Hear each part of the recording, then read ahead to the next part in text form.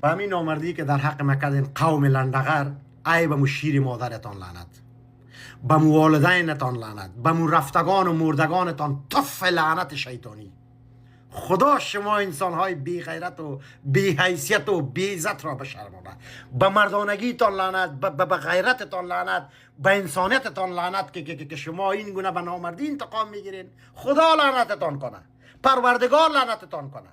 تاخت تازه خود شما برای قوم پشتین شروع کردین. از 50 سال بعد این سو زنتان، مردتان، سیاستمدارتان، نویسندهتان، ملایتان، خردتان، کلانتان ارزش‌های قوم پشتین تارگت کردین، توهین میکنین، تحقیر میکنین، تحریف میکنین.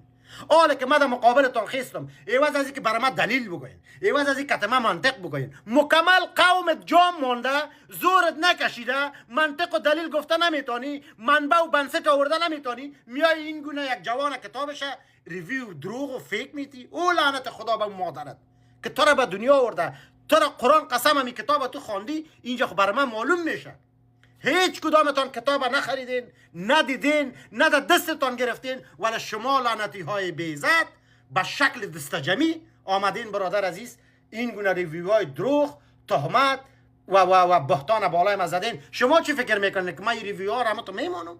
اما تو میمانی؟ نه برادر عزیز، هم از یار رسما ریپورت خدا و راستی وکیل در جانتان میگیرم، وکیل در جانتان میگیرم. از هر موبایلی که ریویو دروغ دادی تو باید تحقیق شوی، از تو باید پرسان شوی. این رقمی من نمیمانمتان.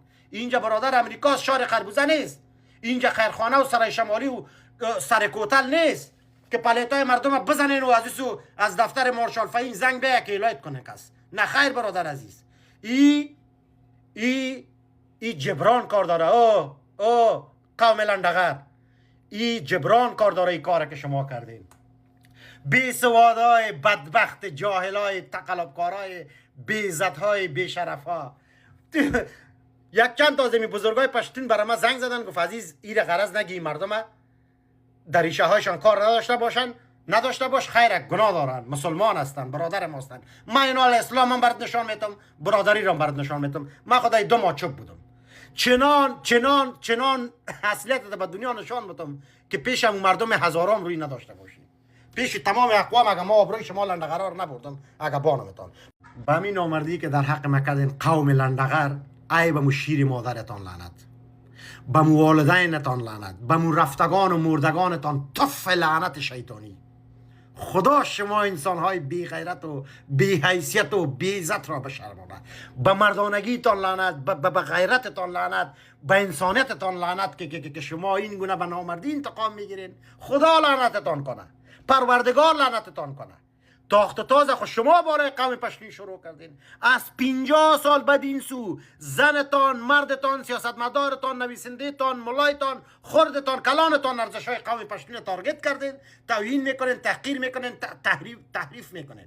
حالا که من در مقابلتان خستم، ایواز از اینکه برای من دلیل بگوین، ایواز از اینکه کتمه منطق بگوین، مکمل قومت جام مانده، زورت نکشیده، منطق و دلیل گفته نمیتونی، منبع و بنسٹ آورده نمیتونی، میای این گونه یک جوان کتابش ریویو دروغ و فیک میتی. او لعنت خدا به مادرت که تو را به دنیا آورده، تو را قرآن قسم همی کتاب تو خواندی. اینجا خب برای من معلوم میشه هیچ کدامتان کتاب نخریدین، ندیدین، نه در دستتان گرفتین، ولی شما لعنتی های بیزت به شکل دستجمی آمدین برادر عزیز این گونه ریویوهای دروغ، تهمت و بهتان بالای ما زدین. شما چی فکر میکنین که من این ریویوها را اما تو میمانی؟